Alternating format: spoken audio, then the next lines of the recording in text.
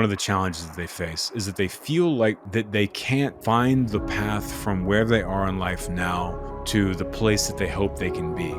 And of course, every person that we look at and we admire, they once were in that same space. So what does that look like? Going from a person who's living a quote unquote ordinary life to a person who then goes to live a quote unquote extraordinary life. What was the insight that they had that was a turning point for them that helped them become who they wanted to be? My ethos has always been do what I like to do, what I would have been doing anyway, and do it really well as best as I can. And if I focus on that and the clarity and intention behind what I'm doing, then the business side of it will just follow, because it's really true. Like anything that you're a part of in your life, like the thing that sticks out is something that's really good.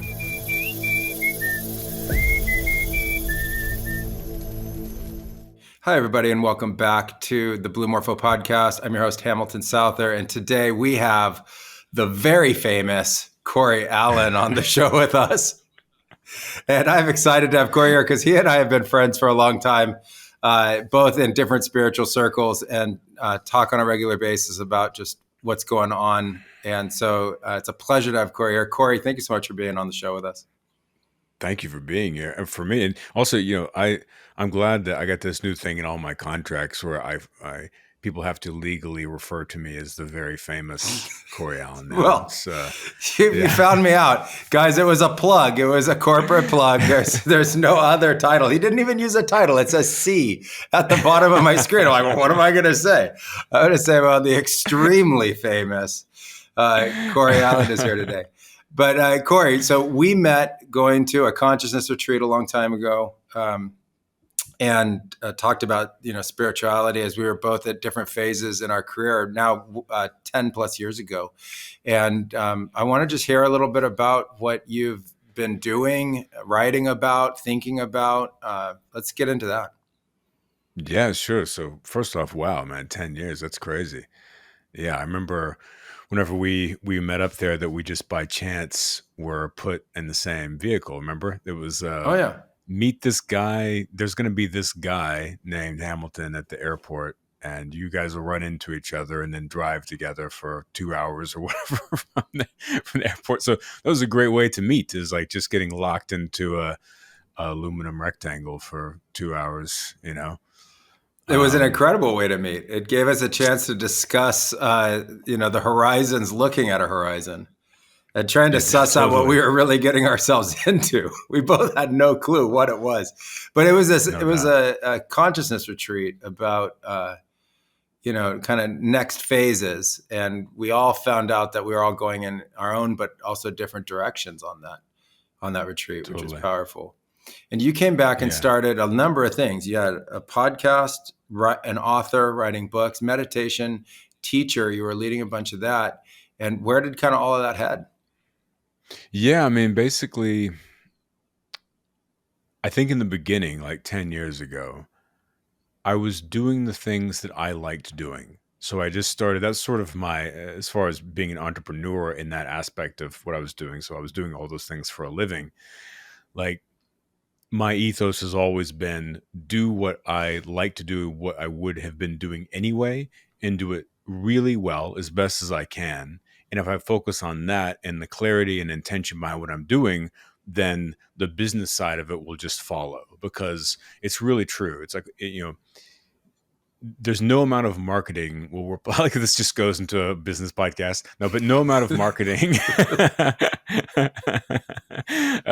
We'll talk about product iteration next, but no amount of marketing will substitute quality, and it's like anything that you're a part of in your life, like the thing that sticks out is something that's really good. And so I always thought that was what I was doing. And so I was just doing things that like I liked and tried to do them as well as I could, and just hoped that the business would follow along with that.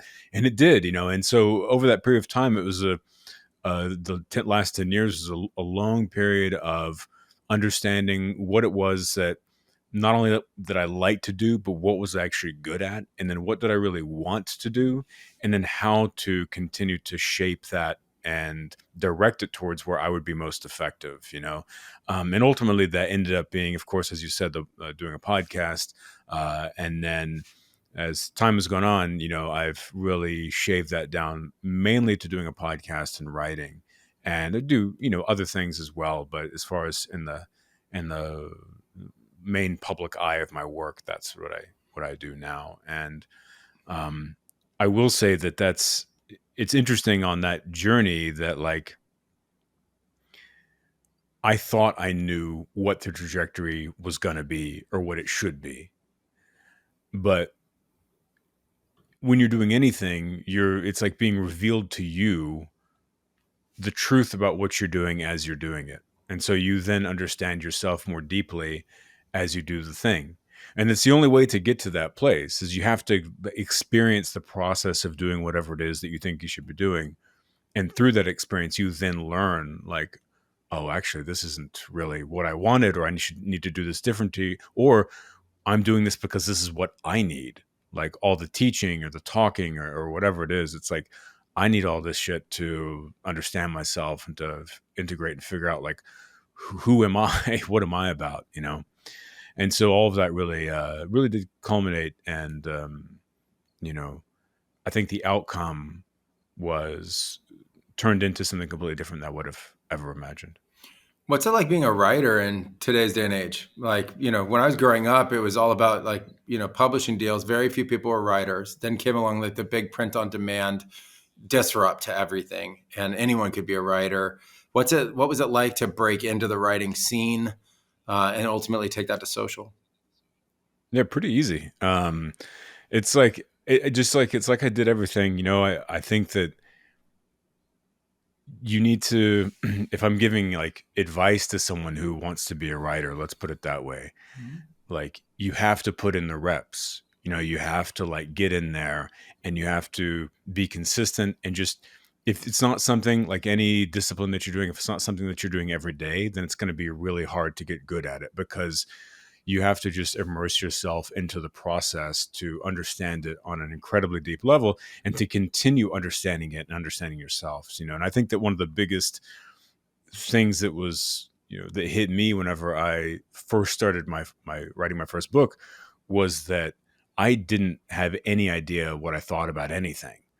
Because you think that you know what you think, and you think you have a ton of ideas, because in our minds, ideas, like mental formations, feel huge, but that's really just this type of, like, emotional and perhaps spiritual enthusiasm. It's like the energy of having thought something is huge, and we so commonly mistake that for actually having ideas. But it's not until you try to write those things down do you realize, like, oh, I actually don't have any ideas, and the ones I do have they don't make any sense, or they're stupid, or they're not valuable. So there's a long process of being like, okay, let me actually see, like, let's get some ideas, let me actually start clarifying my thinking and getting some direction, and then from there it's just like, fine tuning and perfecting the craft of doing it that suits you. And it's like, I think of, since I have kind of a lifelong background in music, I think about writing in terms of music. I think about in terms of, like, composition, and it's like every author has a different sound. It's just like every artist, every musician has kind of a different sound. So you could have 10 hip hop artists or 10 rock artists or whatever, and yes, they're still in the same genre, but they have a distinct different approach and sound and kind of energy to the thing. But like guitar, like the tone is in your fingers. It's like Hendrix playing a guitar is going to sound very different than another person, regardless of the quality of the guitar. And I think that writing is the same way. It's like you find your style, and so the point is that through repetition, through really getting in there, grinding, finding your style, finding out what you think, find out, like, why are you writing, who are you writing towards, and for what purpose, and then how to deliver that, and then getting the feedback from people that you're writing for, and then continuing to work and understand, like, well, what's working? What is it that's connecting with people? Like, what are the elements of what I'm writing that are really connecting and resonating with people, and learning to work more of that into your writing so that you can connect more deeply. So through repetition and making yourself visible, it's not too difficult, I think, to break into becoming a writer these days, because you have so many platforms. You have so many there's so many, like, places online where you can write and get instant feedback. It's like you can write on social media every single day. You can post 4 times a day if you want, and you're literally having like a 4 focus groups a day. But it's all about switching the mindset to understanding that that's how it works, because a lot of people say, like, they think, I want to be a writer. It's like, okay, cool. Well, what are you doing about that? And they're like, well, I write for an hour every Saturday morning. It's like, well, that's great if that's your goal. But they're like, well, I want to be a professional writer that's well known on social media. It's like, cool. Well, how much stuff are you sharing? It's like, well, every couple of days I do something. It's like, well, that's like, there's a lot of opportunity there that you could be writing a lot more and getting a lot more feedback and learning about the craft and really getting out there. But I think that's the main way to cut through today, and then of course understanding the networking and all that aspect of the back end of it as well. Yeah, how does the business side of writing today work? Do you get like a publishing deal? Is it just try to do it yourself? Like if you wanted to be a writer, what would you do? How would you advise someone? Yeah, I mean, it depends on what someone's goals are. But I would say, like, say they want to have a book published. First off, come up with an idea. And, that's the big thing. Come up with an idea for a book where you can tell someone what it's about in one sentence. And when you can do that, then you actually have an idea. And then see if that idea already exists, and if it doesn't, then great. And yeah, if you want to write a book, you would then basically start to then write a book proposal, and then you would find a literary agent and work with them to then sell that to a large publisher if that's what your goal is. I think the main advice is just, again, practice, like doing the thing, getting into repetitions and not being attached to the outcomes in your writing, just getting the idea of whatever it is that you might want to write and then just working on writing it and see, like, how does it come out? How does it feel? And then how does it make sense to you? And I think it's very important to always follow your instinct and your intuition about things. It's like people ask me, like, aren't you scared about posting stuff on Instagram? Because, if you have like over 400,000 followers just on Instagram, and people are like, isn't that scary? The idea of posting something and having like that many people. And I always say, no, like there's no fear in it at all, because actually I don't even think about it, because in writing, like through repetition, what happens is that you listen to your instinct and your intuition and you never go against what feels right. So it's very interesting. Like to me, in the creative path, like people often more often than not, get into a habit of overthinking. And this isn't just in creativity, it's in everything, but we're just speaking in terms of creativity right now. And so they'll, like, let's say they write something and then they're like, oh, well, I think I like this. I don't know. And then they kind of go back and forth, like, should I change the wording? Is this good? Is it bad? Blah, blah, blah. It's like, well, really, you do know. It's just that the static of your mind, you're putting all of your attention into the noise of the processing system of your mind, as opposed to your intuitive sense of the feeling of what it is that you've created. And that intuitive sense of your taste, because at the end of the day, everything really, but creativity is all about taste. I mean, nothing is ever right or wrong.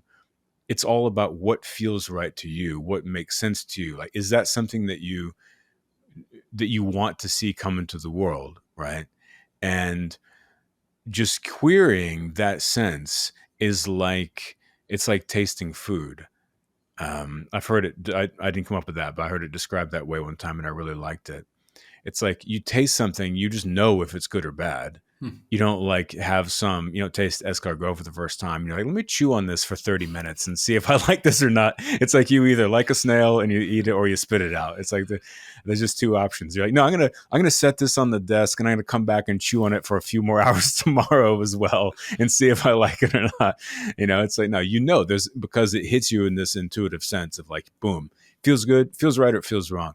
And creativity is the same way. If you can clear away and get out of that overthinking mode and the intellectual brain and just get into the sense of how the thing hits you. But once you tap into that, then all of your creativity comes from a place, as far as what you will develop into something that you actually would make public.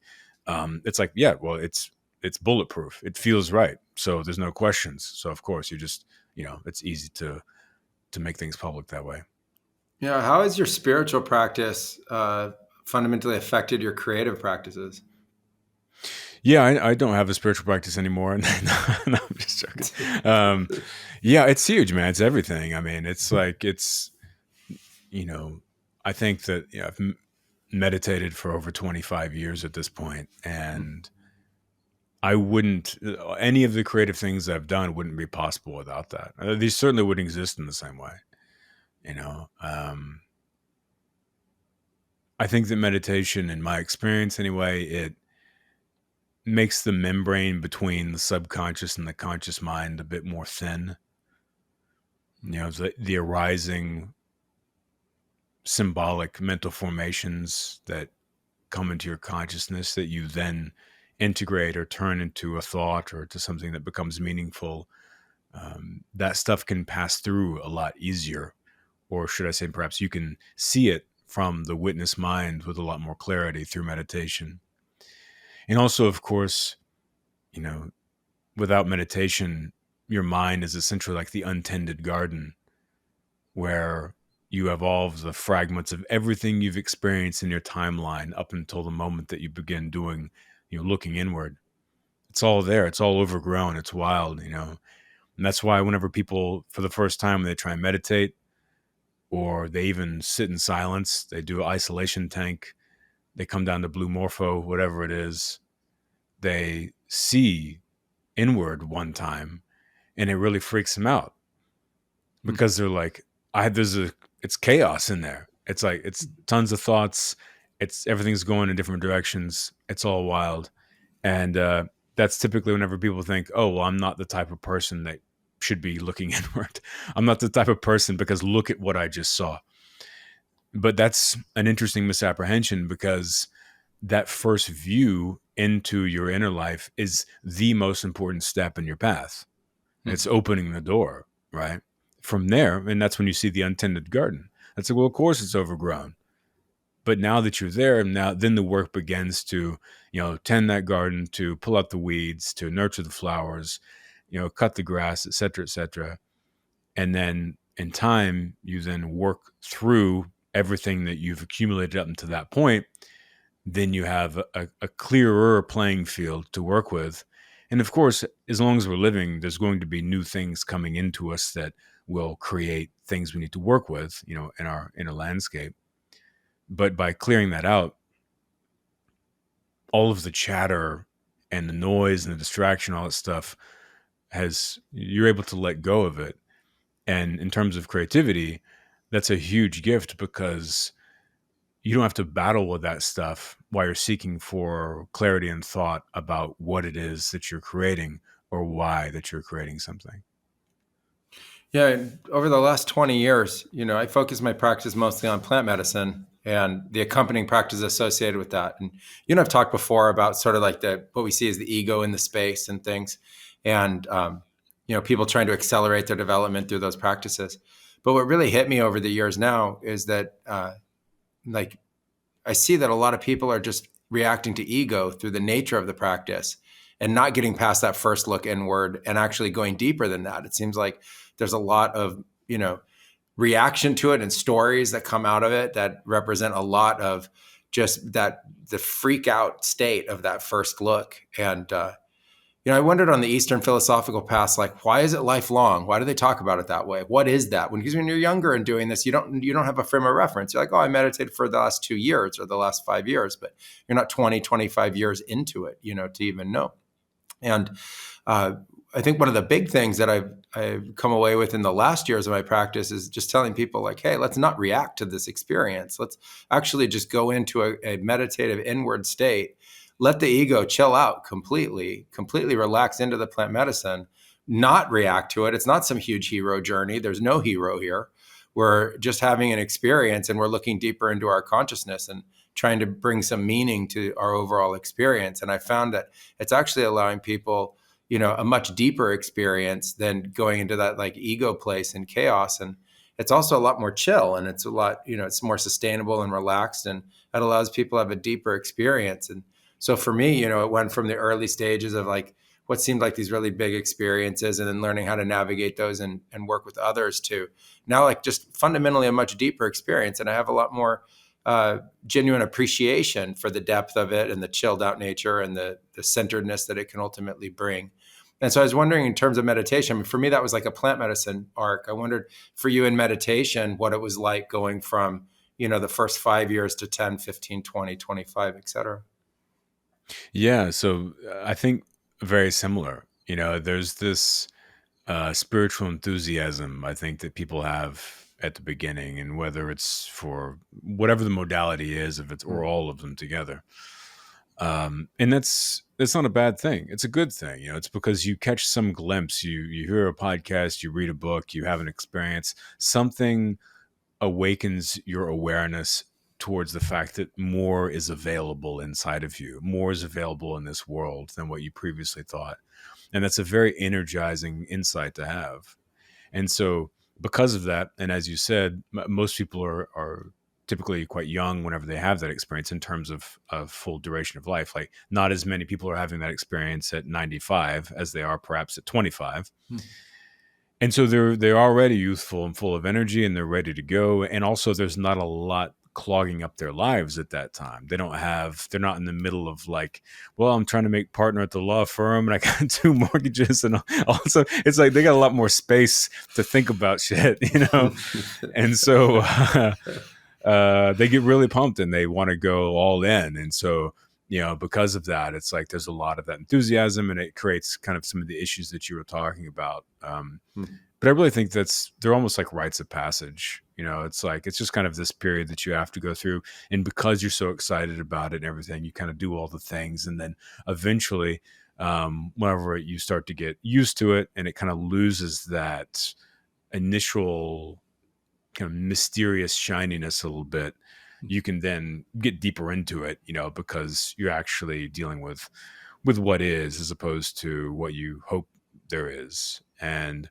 I think in terms of my first 5 years of meditation, it was just it was like a circus of like trying every single approach, just trying to fuck with my consciousness as much as I could. And also at the same time, trying to find relief from like extreme anxiety and things like that. And so it was really just like deep exploration and getting way out there with it, trying to just see what was possible. I think probably the next 5 years were a bit more focused, and a bit more in touch with traditional approaches, in terms of things like transcendental meditation or mantra meditation or things like that. And then probably the 5 years after that was going way deeper into, even though I'd already read a lot of them, going way deeper into classical approaches, like the original Theravadan approaches, reading approaches written in the Pali Canon or things like that, as opposed to modern popularized versions of things, and really just trying to understand like, what is it below all of this stuff that's really being transmitted? Like, what are the original? Of course, the Pali Canon is just an oral tradition that's been written down, but it's like, and for people that don't know, that's essentially, Buddhism was a oral tradition. Buddha just, got up there and kind of he did solo podcasts in front of groups of people and under a tree, just some under a tree podcasts. Yeah. He's like, you can come subscribe at this tree over here. And and every Monday at 8 a.m. I'll pop up here and do an hour-long talk. Make sure to review and subscribe. Buddha 5 stars. Share it with your friends. Actually, he did say share it with their friends, and they did share it. So he would give these talks to the Arhats, and they would, essentially then remember his teachings. And then after Buddha died, then the teachings were passed on from just by word of mouth to other people. And then my understanding, I talked to Sharon Salzberg about this, and she hadn't heard of this before. But one of the things I read was that actually there were a lot of wars breaking out at the time. I mean, there were always wars, and there still are, but at the time there were wars that were close by, and a lot of the people that had oral teachings were like, "Hey, we should write this down in case all of us get slaughtered, and because it'll all be lost. So let's start writing it down." So that's what the Pali Canon is, and that's why it's written as if it's dialogue. It's because it's literally them writing down what they remember Buddha, his podcasts were about. Anyway, so yes, my interest is like in those years, like in the kind of my 10 to 15 years was really getting into that stuff deeply and trying to understand that on a fundamental level. And then I think the 5 years after that was like really letting go of all of it, like letting go of all of the practices, all of the thoughts, all of the ideas about what it should be. Even letting go of my own, like, I guess my own intentions about what I thought it should mean, and just really going as like deeply as I possibly could into what is, like trying to get to the true nature of myself and reality and truth.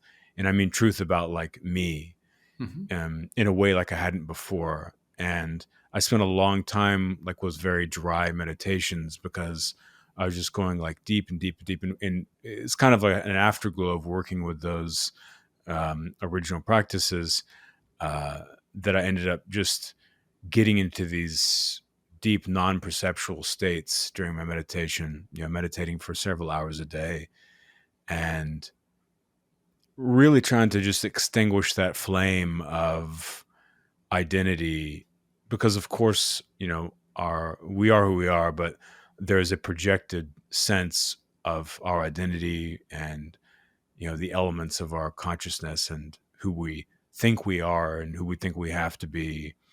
And I did a lot of work to like see beneath that and to let a lot of that go and to find out like where there were. It's kind of interesting. Is it sort of like the tasting of the food thing I was talking about earlier, where you just know it, but you sometimes, I think people, they know, but and I'm sure you know exactly what I'm talking about with your work and your history, but it's like, there's this weird thing where, let's say it's an attachment, something that's causing suffering in us, something that we keep getting hung up on. It's like we know that it's a problem, but it's like underwater or something. Like you can't place like words or language on it. We can't actualize and like see it, but we're like aware. We can feel that it's some type of problem, but we can't connect that with whatever the action is. And through certain processes that eventually can arise and you can get clarity and connect like, oh, okay, let me confront this thing. But like I was talking about with the taste thing, like we can feel that something is there, but it can be very hard for people to put language to it or to actually understand it, for it to get on this side of conscious awareness. And so I spent a lot of time trying to like track down those things and just clear out all my bullshit, or as much of it as I could, and get as real with myself as I could. And yeah, I mean, I think I spent a lot of time doing that, and I got pretty weird, with it. I remember I met up with someone recently that I hadn't seen in a few years, and the last time I'd seen them was during that period, and they were like, well, I'm glad to see that your sense of humor is back.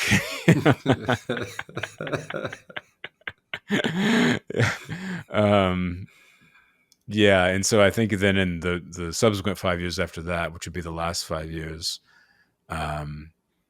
it's been a lot more, I think, a lot more casual, a lot more just natural and organic, a lot more free, and yeah, it's just like another biological function in a way. It's sort of like, it's just this extension of being to me now, or it's the thing that I do to, it's sort of like brushing your teeth or bathing or something like that. It's like just that, but for my mind, just remembering, because life draws us out of ourselves, and being present and being self-connected is a constant, you know, not a struggle, but something that you have to remember and put effort into. But it's just like that sounds like heavy, where people are like, oh, I don't want to have to be like pushing this boulder up the hill forever, but it's not. And then when I say that like meditation for me now is organic, I mean, it's like, well, if you don't like cut your fingernails for 10 years, you're going to have a problem. And it's like, it's the same. It takes effort. You like cut your fingernails every week or whatever, or every 2 weeks. And meditation's the same way. It's like, you just keep doing it, and it's like maintenance, in the same way. And you'll keep staying connected, and you'll remember all those important things that you need to remember. Yeah. It's fascinating, the path that you go on. And I feel like there's so many parallels with the experiences I've had too. And it takes me to like a question around the future now. It's like we navigated deep past, like where does this come from in these practices? But I see two things are happening in the world right now at a very rapid rate. One is the expansion of plant medicines and psychedelics, and people using them all over for all different reasons. And then also a rapid expansion of technology, not just in social, but also now in the implementations of artificial intelligence. And it takes us to the question of like machine-oriented intelligence and consciousness versus, other kinds and human, obviously. And I just wondered first, I want to go into that in the second half of the pod, if you're interested, and, kind of just hear what you're seeing in the scene around psychedelics and plant medicines, what you're hearing, if it's come into the mindfulness space at all, those kinds of questions. Just what have you been seeing is occurring, and, what are people experiencing? Yeah. And, what's interesting is that I don't even know if I consider myself to be in the mindfulness space anymore. I think that about maybe 3 years ago, I just started noticing that, and could be also a matter of scale as well. Like whenever my stuff was just kind of in the midst of growing a lot all at once, I started noticing people responding to the same ideas that are in like the quote unquote mindfulness space, but without the language, like in the buzzwords attached to it. And I feel like that as like culture has shifted to become very hungry for those ideas and those teachings and those tools, that what's happened is that like mental health, mindfulness, um, psychology, various things like that, all these different sort of areas that are quite popular now, they all sort of grew into one field. And what's happened is that all of the buzzwords and ways of languaging things that used to create like its niche has fallen away, and it's created like a new sort of language of something that's a lot more straight and direct. And I think that's happened, and it's thrived because the languaging tools that create that segment off a school of thought or thinking, they create dogmas and kind of divisions and just sort of reactions. People are like, oh, I'm not interested in that, even just by simply seeing a word that's associated with some school of thought. But if the same ideas are expressed in plain language, then people are more open to it. And I think that that's sort of, there's this kind of interesting synergy of all of these areas that are emerging or that have emerged now that exist. And that's where I feel, I intentionally pointed myself towards it because I saw it as the path of what would connect with the most amount of people, and also connect with people in a direct way outside of the pretense of like, hey, here's a way you have to think to get this idea, or here's like the type of person you have to be. It's like, no, here's just like an idea. Meet it where you're at, and wherever and whatever will happen. But as far as like how I see like psychedelics in the world in that area now, yeah, it's interesting. It's like I feel like the sort of like the same trajectory we were talking about earlier, like youthful enthusiasm. I feel like over the last like 6 or 7 years, there was a huge like explosion of that. And there was like, I think probably 3 or 4 years of kind of like the adolescent version of like a psychedelic renaissance of all of the same, all of the stuff you'd see that would be involved with that. And I think over the last few years, what's happened is that a lot of that stuff has either fallen out of popularity or it's kind of disappeared, or the people who were purveyors of it became disinterested and moved on to something else. But what's remained is, I think, kind of this low boil of cultural interest in the more useful sides of psychedelics as opposed to the more fantastical ones. I see a lot of emphasis on people not getting caught up in the quote unquote like lifestyle of what it means to be like a person that's in the psychedelic world, which is good because it's such a dumb, I mean, Right. that's a simplification. It's just it's an attachment that's not useful for the user, to Right. like associate yourself with that. And because essentially you're playing a character at that point. Right. So I see people, a lot more comfortable just engaging with it on the level of the work that's involved and what comes out of that, as opposed to the shiny lights of the culture that once surrounded it. Right. And then, of course, I also see a lot of the great academic stuff that's coming out. That's, I'm sure that's a strategized approach by people who are interested in popularizing psychedelic medicine to a broader degree. Is you can reach X amount of the population through education, and that education could come through books, podcasts, films, documentaries, whatever. But then there's a huge part of the population who needs a third party kind of verification to be open to education. And they get that leverage from above, which would be from academic research. And by showing it's, has academic and scientific promise, then people at large are more open to engaging with it as a therapy, because they say, okay, this is not just some cultural wave. This actually is rooted in something that's verifiable. And so I think that's why that's, become more pervasive, is because of that. Yeah, I've heard that Austin is a now like psychedelic renaissance center. Are you still in that area? Are you in and around that to see it occurring and unfolding? I am in Austin still. Mhm. Yeah, there's a lot of ketamine centers here and various things like that. Yeah, I mean, it's definitely happening here. Yeah, I thought it was fascinating what you're talking about, like just getting straight to the point and sharing information openly without it being like ensconced in some kind of other tradition or something that pigeonholes it or creates a dogma around it. How have you seen that playing out, like in general, in terms of like what was New Age, what was uh, self-help coaching, therapy, et cetera? How has the space in your mind been evolving? The culture around it been evolving? I mean, I think people sort of like, I don't know, I think culture kind of grew up around it a little bit, Hmm. But it's funny is it just keeps, it's like, it's just, everything's cyclical. Like it just keeps happening, again, like that the same thing happened, like in the 1960s and then in the 90s. And then again, now, um, as that people get excited by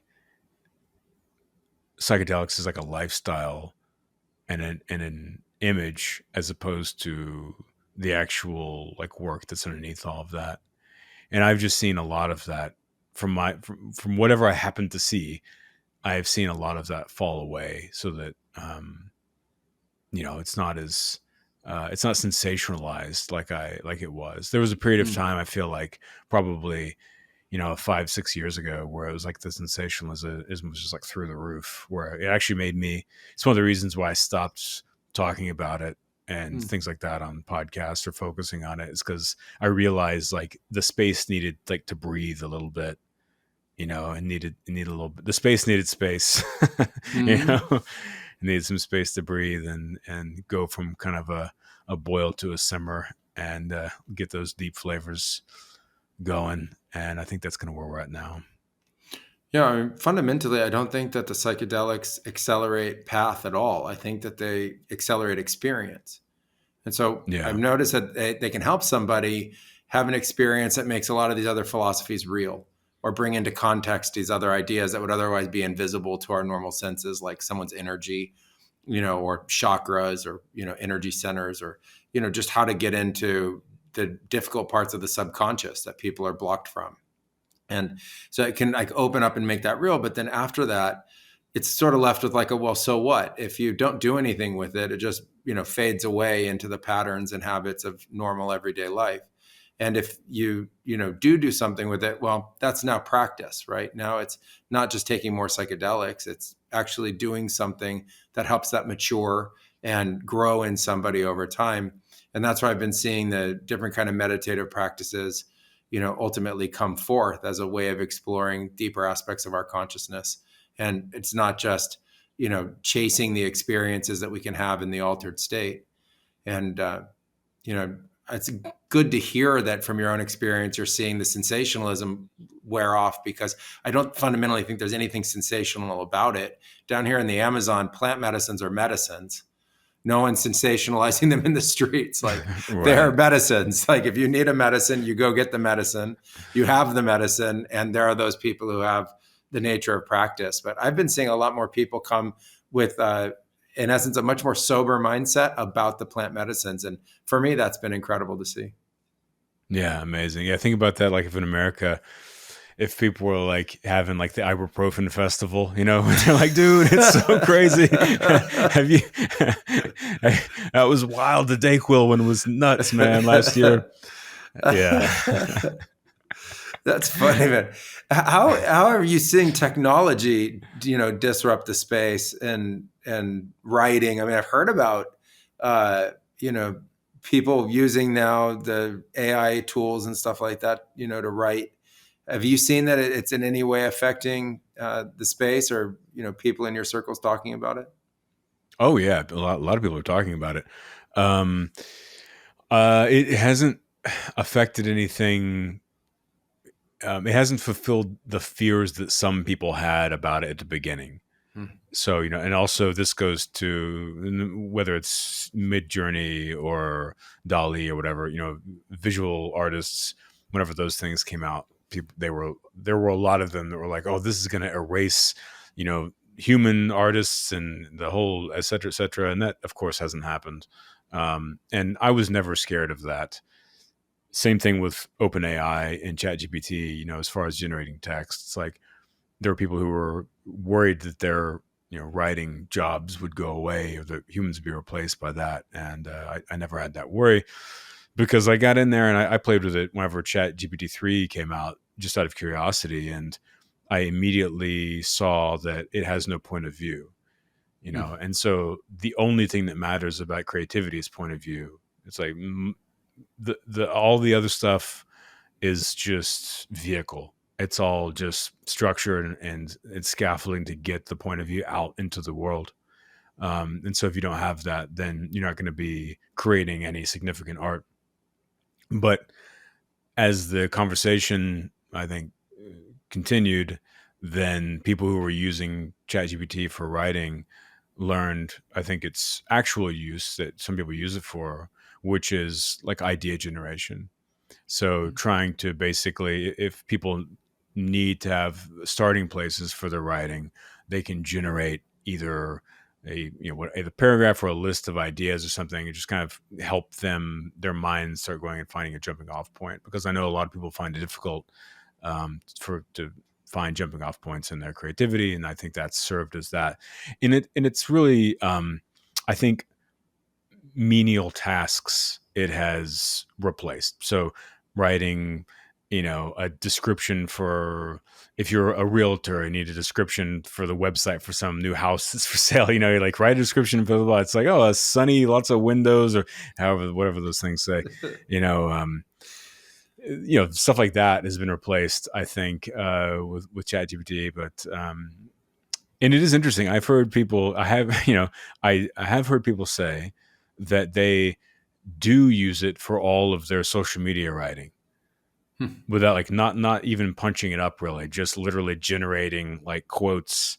And then so I heard this person, this is very funny to me. I heard some person say that they created like an Instagram page. They were using ChatGPT to generate like thoughtful quotes, and then using Midjourney or some others, or like a Canva AI or something like that, to then they would just copy and paste those quotes, and then it would generate images with the quotes, and then they would put them on an auto uploader to upload them to their account and like schedule them. So they were like, yeah, I get like a month's worth of content done in like, 20 minutes and whatever. I'm like, but why? you know, I see that that's great that you're getting it done, but why? What was their answer? That's a great question. Like, why would you do that? I didn't ask that. Yeah, that was my internal answer. That's your like, internal question? For what purpose are you doing that though? So it does, it can get weird. That's for sure. Yeah, I think you're right, spot on the automation aspects of it and people using it to regurgitate information. What interests me deeply in what you spoke about just now is point of view. How would you define point of view? Yeah, I mean, it's the culmination of all of your experience and how it relates to whatever the idea or the situation is that you're speaking on or writing an observation about or contrasting. So it's just the totality of your perception having influence upon a single idea, typically one that is, most times to me, creativity it's a collaboration between your own awareness and your immediate place and life and in the world, at like your literal immediate place. You're like feeding back with culture, with your surroundings, with your emotions, with whatever that's around you. And you work together to create something to try and really share a perspective about that only you can have. Because ultimately that's all art is it's like we're all seeing the same stuff, so, subjectively. And art is whenever someone sees something in a different way and can describe it or externalize it, either through writing or a film or a song or whatever. But we'll say most directly through writing in a way that makes other people see that thing that they already knew in a new way. And I think that point of view is what makes that possible. You need a life lived of experience and thought, and then that is what creates the depth of your subjective experience to then be able to have that communication about something in life that awakens people to a new dimension of reality ultimately. That's beautiful. How do you go about harnessing that for the creative pursuit? Like I see it in my mind, like, okay, you've given me a target, like you've given me a point, like an aiming point. So it's not the noise anymore. Sometimes I think when people look at creative projects, it's just like, where do I even get started? How would I do this? There's so much noise out there. It can become overwhelming in just the imagination of the invisible zeitgeist of this. But now you're telling me like, okay, find within yourself this direction and this, this focus that you have, that only you have, that comes from your experiences. How do you then harness that to put that into a project? Yeah, well, it's not really harnessing that. It's more of getting all the other stuff out of the way. Like that's already in you. It's what I was talking about at the top of the podcast. It's like listening to that internal voice of what arises and then trusting that and then following your taste. So it's like, what you think about stuff. You know what I mean? You already know what your take on the world is. It's just a matter of having enough courage to say it and to write it out without any of the fear of worrying what other people think is, or you think other people are supposed to think is meaningful. What you think that the culture thinks they need right now. What you think that people will buy or something like that right now. It's like, fuck all that stuff. Like get all that out of your head, just listen to what arises and externalize that. Then, if you want to, if marketing is on your, to-do list, then later you can figure out how to fit those ideas together into something that then will connect with that makes sense in the public discourse. But in terms of just creating the thing, yeah, you have to forget about everyone else. And I like that Rick Rubin says, forget about the audience. He's like, the audience isn't important. Like, who cares? They don't matter because they don't exist. Like the thinking of the audience is abstract. It's like thinking of some market that you're writing something towards is abstract because you don't know what that is. It doesn't really exist. It's a collection of like moving parts that are self-organized and they're always changing. You can't possibly write like, I'm going to write this. If you could do that, everyone would do it and everyone would have best-selling books. It's like, oh, the New York Times bestseller list is 100,000 bullet points titles long this week. Everybody strap in, because anyway, yeah. So you just listen to exactly what it is that makes sense for you. And it's really just getting that voice in your head that tells you to change what you already knew was right. And like kicking that voice out and just doing what you already know and being kind of fearless and honest with yourself about it, That's incredible advice. And I think everyone listening needs to take that to heart. That's just like spot on creative advice. So thank you for sharing that. What are you working on these days? Yeah, I'm working on a new book and it'll be out a year from now. Wow. And then also my podcast, which I had for 8, almost 9 years, used to be called the Astro Hustle, because I'm a ridiculous person, and I named it that in the beginning because it was supposed to be fun, and it turned into a job. But yeah, no, I've been wanting to rename it for a long time, for about 6 years. But what happened is about 2.5, 3 years after I started the podcast, just for the fun of it, I got written up in the New York Times, and I was like, well, I guess I can't change it now. Which really, in hindsight, was a dumb instinct to have, but I didn't know any better at the time. I thought it mattered. But I've been wanting to rename it for a long time, and I got tired of interviewing people like a year or so ago, and so I just did like solo episodes, and there was a lot of other stuff in there. I know this is a lot more than you just asked what I was working on. I'm giving you my That's life okay. story. That's okay. Give me the story. That's exciting to know how this unfolded. Yeah, sure. Do you want me to actually go into it? If you want to, I mean, you're already going. Just go. I'm enjoying this. Yeah, we're already in the scenic route. I'm like, I asked you. Yeah, we're at the Astro Hustle, and now we're at the New York Times. I didn't know any of this. Like, this is fascinating for me. Yeah. I was like, do you want to take the long road up the coast? You're like, dude, we're already halfway there. There's no way back to the freeway, man. And the private jet was way back, like when we didn't even start. But this is so important. No, this is so important because you wanted to change the name of your podcast, but you didn't, like, because of external reasons, right? So that's key. Yeah. But and then this gets even deeper in any, professional podcasters will really connect with this. But no, you can, that's a joke. You just, anything in this applies to just everything in life. I think I tend to say that about everything, but everything does apply to everything in life. But with the podcast, so I was doing it. I initially started it because other people told me to start it. So like 10 years ago, I was going on someone's podcast and his fans would say, hey, you should start your own. So I started it and I was like, oh, sure, this will be fun. Hence the ridiculous name. And then it became popular. It grew fast because that was whenever the podcast world was the Wild West and you could just sort of do whatever you wanted and still get, followers and subscribers. Got written up in the New York Times. That boosted the profile more. Then I started getting a lot of sponsorships and advertisements, which enabled me to really easily do that for a living. And as that grew, then, what happens is that whatever the style of your podcast is, like publicists and people like that take note of it, and then they start feeding you material like crazy because they want whoever it is that they're representing to get onto your show to promote their book or their album or whatever they're doing.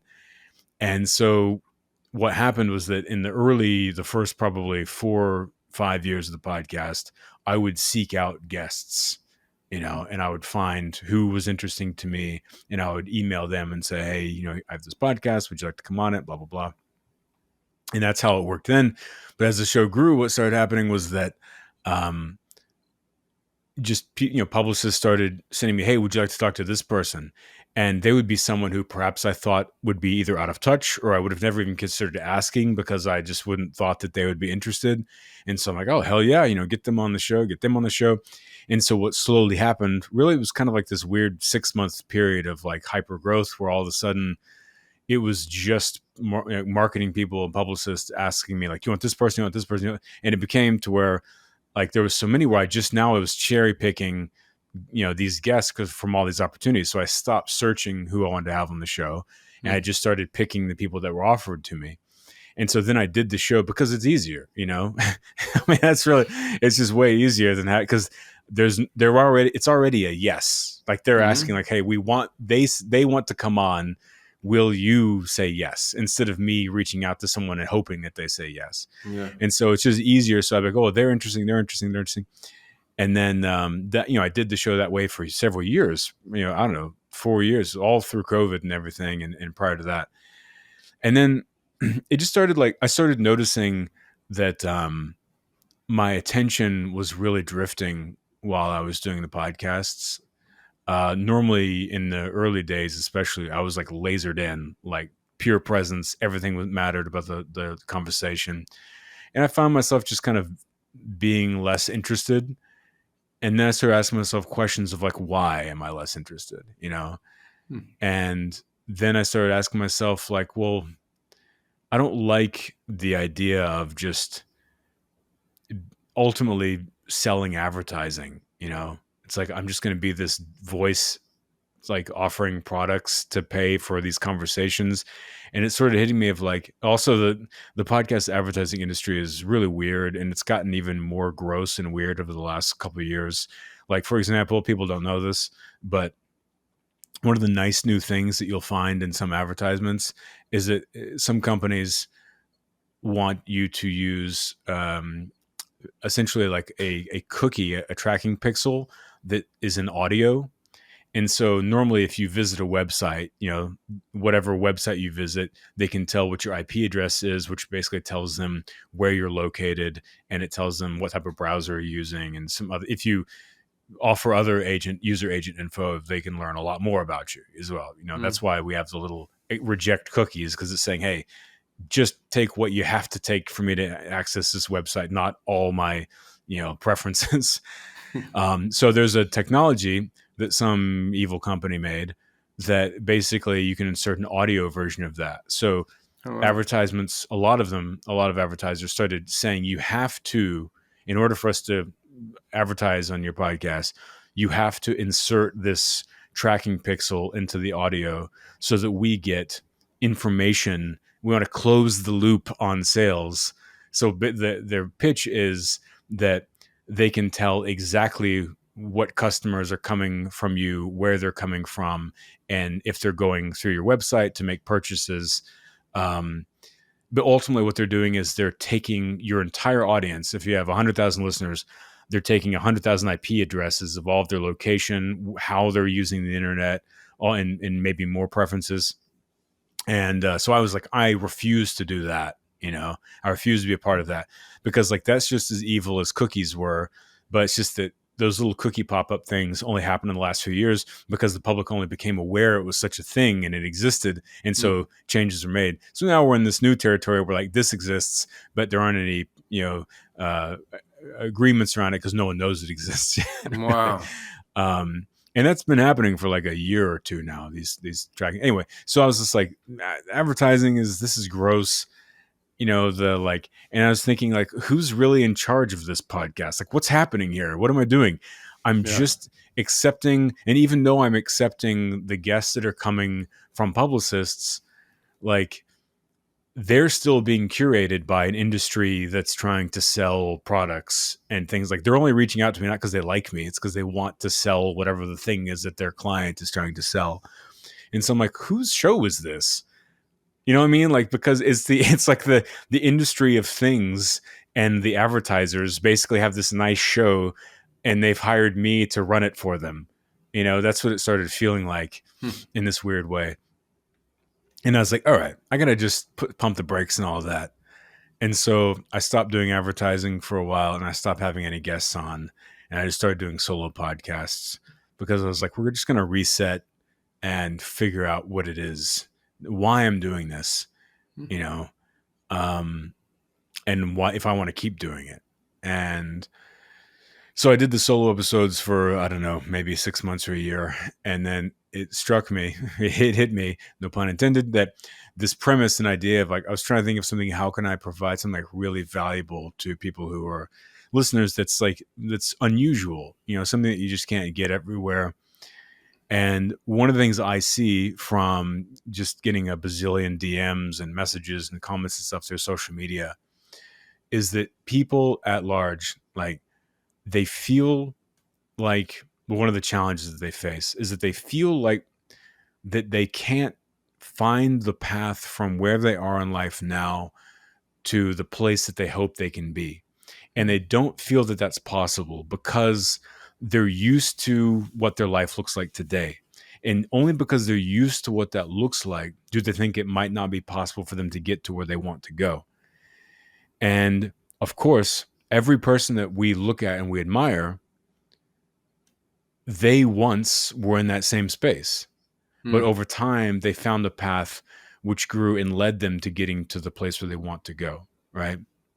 And so I thought, how could we look at that blueprint? Like, what does that look like, going from a person who's living a quote unquote ordinary life to a person who then goes to live a quote unquote extraordinary life?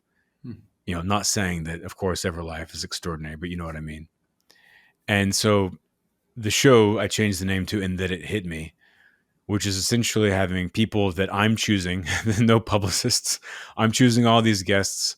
A lot of them are writers and stuff. And it's like, what was it? What was the insight that they had that was a turning point for them, where they were doing one thing and something became clear to them, and that clarity enabled them to then fulfill this goal that helped them become who they wanted to be. And sharing what those paths look like from a lot of different perspectives, you know, musicians, writers, people of all age, race, you know, sex, et cetera, all over the world. What these patterns look like, I hope, will give the audience insight into how they can then do that for themselves. Oh, it's beautiful. That premise is amazing. Thank you. Yeah. The transition, I think, is the big unknown. It's the big unseen, unspoken, unheard of. You get the before and the after, but you don't get the during and the how.